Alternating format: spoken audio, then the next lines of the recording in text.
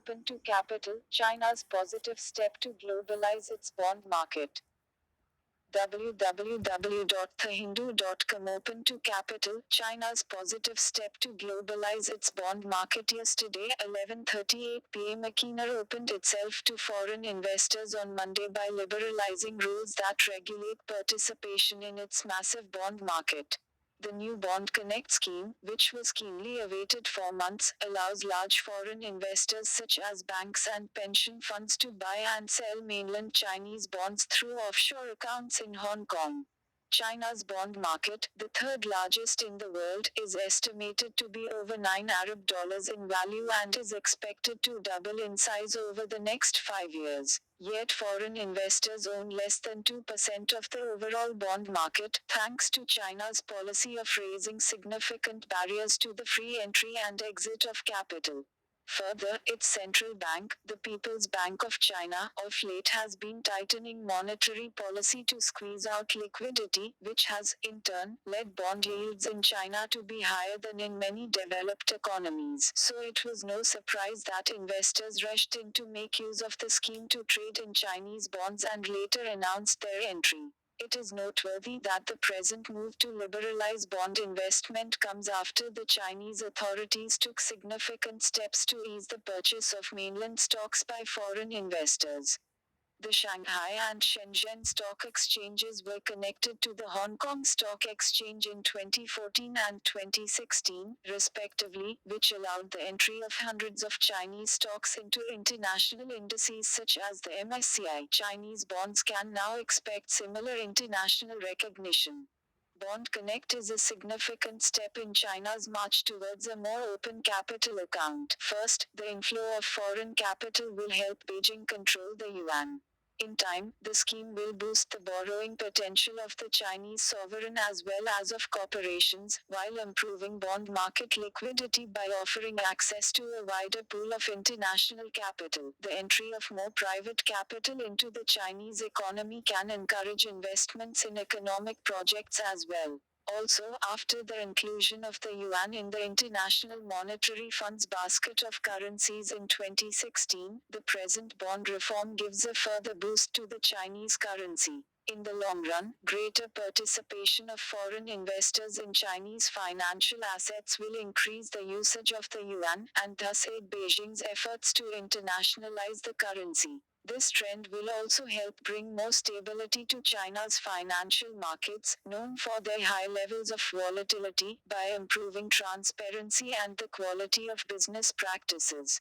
It is worth noting that currently about 70% of bonds in China have a maturity period of less than 5 years, and a quarter of less than 1 year, as investors are wary of the risks involved in lending money over longer periods. Going forward, the challenge for Chinese authorities lies in allowing free price discovery, which can lead to painful turmoil in the short run in its bond market. It will indeed be a test of whether they have learned the right lessons from the stock market crash of 2015. Comments. Visit website. Intermission. Post GST, TN must lift price controls on movie tickets. www.thehindu.com Intermission. Post GST, TN must lift price controls on movie tickets. Yesterday, 11:35 p.m. Taxes are of two kinds. A progressive tax can be an instrument of state policy, yielding benefits for the many at the expense of a few. But a tax can also be debilitating. A higher rate can sometimes be counterproductive, restricting the growth of the sector, and eventually resulting in lower revenues. With the introduction of the goods and services tax, the Tamil Nadu film industry is squeezed on every side. In protest, cinema halls across the state have downed their shutters indefinitely. What is hurting is not the 28% GST on tickets priced above 100 rupees, or even the 30% levy imposed by local bodies as entertainment tax, but the fact that these come on top of the existing state government imposed cap on ticket rates. The cap of 120 rupees means that the exhibitors might earn more from their lease of cinema space to popcorn vendors than from screening the film.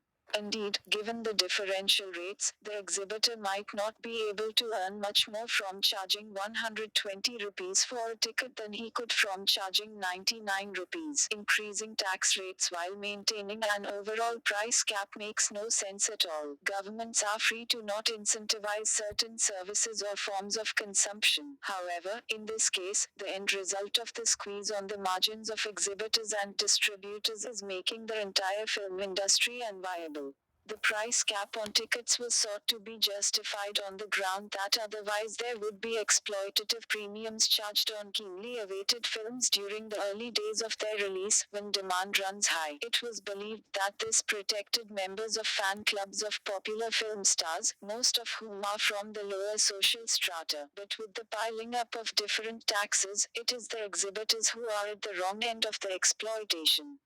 Although some Tamil films qualify for exemption from entertainment tax on account of their social messaging, such certification depends all too often on pulling the right political strings. In an industry where politicians of every hue are involved, tax exemption has been open to widespread abuse. Local bodies have not earned much from entertainment tax, but what the government loses in terms of revenue, the party in power gains in terms of power and influence over the film industry. Given that the GST rates cannot be altered, being fixed nationally, the sensible solution is to give up the price cap on tickets and reduce the entertainment tax. Price caps on tickets have inhibited the building of new cinema halls in Tamil Nadu, even as old ones shut shop. Also, if the government's true objective is to safeguard the interests of the film goer, then it must be ready to forego tax revenue. The lesson that Tamil Nadu needs to understand is that a high rate of taxation can be debilitating in a price controlled situation. Comments visit website.